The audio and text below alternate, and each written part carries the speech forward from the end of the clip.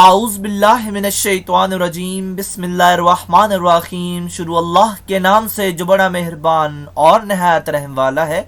उम्मीद आप लोग खैरियत से होंगे और इस वीडियो में इंजीनियर फैसल आपसे मुखातिब है। हमारी आज की वीडियो का टॉपिक है इन्वर्टेड बकेट स्टीम ट्रैप और ये एक टाइप है मैकेनिकल स्टीम ट्रैप की। हमारी आज की वीडियो का टॉपिक मैकेनिकल स्टीम ट्रैप की type inverted bucket steam trap है और इससे पहले हम फ्लोट स्टीम ट्रैप को डिस्कस कर चुके हैं।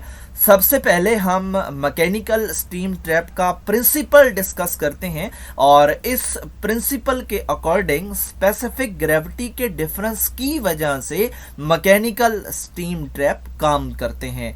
और जैसा कि आप जानते हैं कि स्टीमिंग सिस्टम में स्टीम और कंडेंसेट इन्वॉल्व होते हैं, इसलिए इन दोनों की स्पेसिफिक ग्रेविटी के डिफरेंस की वजह से इन्वर्टेड बकेट में बकेट और फ्लोट टाइप में फ्लोट मूव करता है।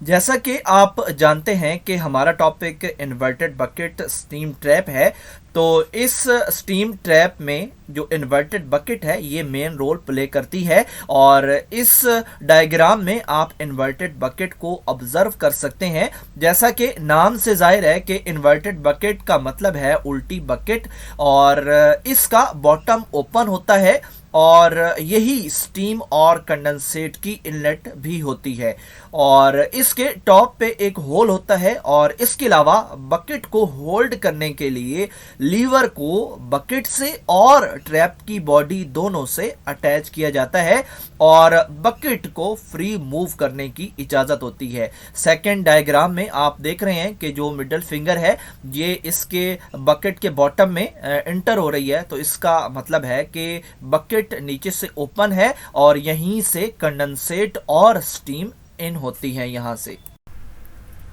अब आप यकीनन जान चुके हैं कि इस ट्रैप के अंदर बकेट एक लीवर से अटैच होती है और इस बकेट की मूवमेंट ही डिसाइड करती है कि आउटलेट वाल को ओपन रखना है या क्लोज रखना है। इन्वर्टेड बकेट स्टीम ट्रैप में वाल कब क्लोज होगा, तो इसकी दो वजूहात हैं।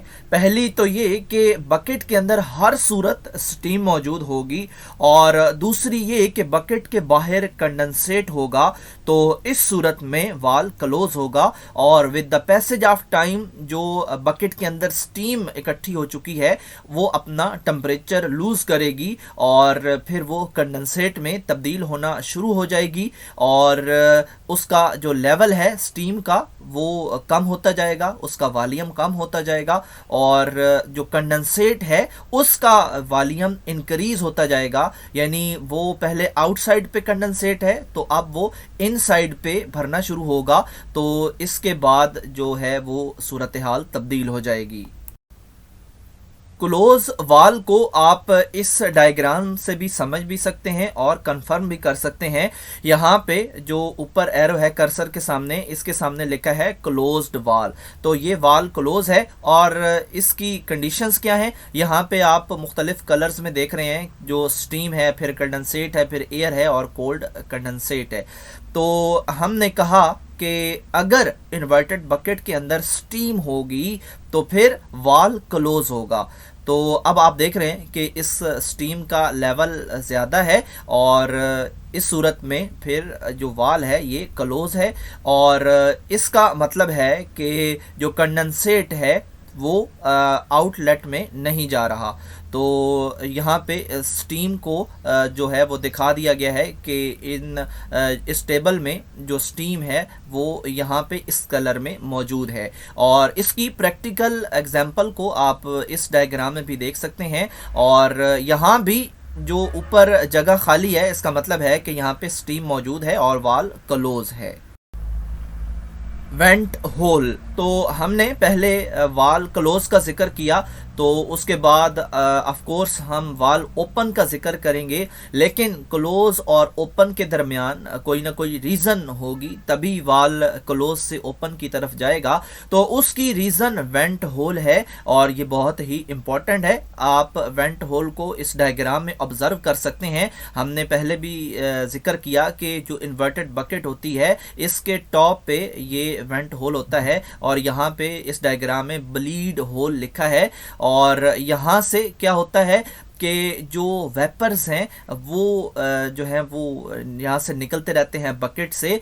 और क्योंकि जो स्टीम है वो ज़्यादा देर यहाँ पे स्टे नहीं करेगी। With the passage of time जब इसका टेम्परेचर लूज़ होगा तो ऑफ कोर्स वो फेस चेंज करके वापस लिक्विड कंडीशन में आती जाएगी और कुछ वेपर्स जो हैं वो इस वेंट होल से भी निकलना शुरू हो जाएंगे। तो इस सूरत हाल में फिर वाल क्लोज की कंडीशन से ओपन की तरफ जाएगा। तो ये जो वेंट होल है इसका किरदार यहाँ पे आपने देखना है कि यहाँ से एक तो वेपर निकलेंगे और इसके अलावा आपने ये भी याद रखना है कि with the passage of time जो स्टीम यहाँ पे आ चुकी है उसने भी जो है वो वापस अपनी फेस कंडेंसेट में कन्वर्ट होना है, तभी हम अगले स्टेप की तरफ बढ़ेंगे जो कि वाल्व ओपनिंग है। When valve will be open, और हम वेंट होल के बारे डिस्कस कर चुके हैं और वेंट होल से जो वेपर्स हैं वो निकलना शुरू हो जाएंगे और साथ ही एक और काम भी होगा कि जो स्टीम है वो रिवर्स होके कंडेंसेट में चली जाएगी। तो क्योंकि स्टीम वहाँ से ख़त्म हो रही है, अपनी जगह छोड़ रही है, तो उसकी जगह को फिल करने के लिए वहाँ पे कंडेंसेट जमा होना शुरू हो जाएगा। यानी वो कंडेंसेट जो उसके बकेट के अराउंड था पहले, क्योंकि अंदर स्टीम थी तो अब वो इसके अंदर आना शुरू हो जाएगा, क्योंकि जो बकेट है वो उसका बॉटम जो है वो ओपन है, तो वहाँ से ये अंदर आएगा।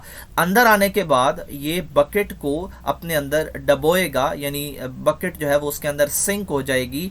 और इसके बाद जो बकेट नीचे आने की वजह से जो लीवर है वो नीचे होगा, क्योंकि वो बकेट के साथ अटैच है, तो इसके नतीजे में वाल्व ओपन हो जाएगा।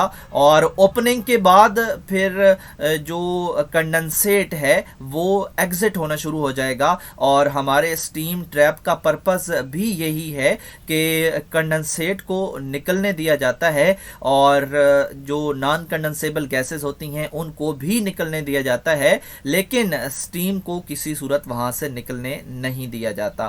तो इस चीज़ को आप इस डायग्राम में भी ऑब्जर्व कर सकते हैं। पहले हमने जो डायग्राम देखी वहाँ पे वाल क्लोज था और यहाँ पे जो वाल है वो अब ओपन हो चुका है। और आप देख रहे हैं कि जो यहाँ पे कंडेंसेट का कलर है यानी ब्लू कलर जो है वो इस पूरी बॉडी में फिल हो चुका है। और यहाँ पे आप वेंट होल से वेपर्स निकलता भी देख सकते हैं। और ये भी देख सकते हैं कि पिछली डायग्राम के मुकाबले में यहाँ पे जो स्टीम का वॉल्यूम है वो कम हो चुका है। पहले जो डायग्राम थी वहाँ पे इसके हाफ तक स्टीम थी और अब इसका 1/4 रह गई है। तो इसका मतलब है कि जो स्टीम है वो कंडेंसेट में तब्दील हो चुकी है। और इसका क्योंकि जो कंडेंसेट है फिर वो अंदर शिफ्ट हो गया है और ये जो बकेट है इसमें डूब चुकी है और वाल इसके नतीजे में ओपन होगा और ओपनिंग के नतीजे में कंडेंसेट इससे एग्जिट होगा। और एक और डायग्राम भी है, यहाँ पे आप देख सकते हैं कि जो कंडेंसेट है वो कंप्लीटली तौर पे यहाँ पे इसका पूरा कलर ब्लू है, कंप्लीटली तौर पे इसमें फिल हो चुका है और कॉन्टिन्यूसली एग्जिट हो रहा है। तो इस कंडीशन में आप देख सकते हैं कि हमारा जो टारगेट है वो अचीव हो रहा है। और यहाँ पे आपको इस डायग्राम में कहीं भी स्टीम का कलर दिखाई नहीं दे रहा और ये कंडेंसेट ही ओपन हो रहा है। और यहाँ पे एरोस के ज़रिए बता भी दिया गया है कि ये अब कंडेंसेट रिमूव हो रहा है। अपने YouTube चैनल का इंट्रोडक्शन करवाता चलूँ। मेरे चैनल का नाम है केमिकल इंजीनियरिंग एजटेक और इस चैनल के अंदर मोर देन 600 लेक्चर्स अवेलेबल हैं। और इसके अलावा जिन सब्जेक्ट्स को हम डिस्कस कर चुके हैं उनमें industrial chemical process, industrial stoichiometry, chemical engineering, organic chemistry, mathematics और इसके अलावा मुख्तलिफ इंजीनियरिंग के टॉपिक्स अवेलेबल हैं। और इसके अलावा आप मेरे चैनल को सब्सक्राइब करेंगे, बेल का आइकन प्रेस करेंगे तो मेरी हर लेटेस्ट वीडियो आपको मिलती रहेगी।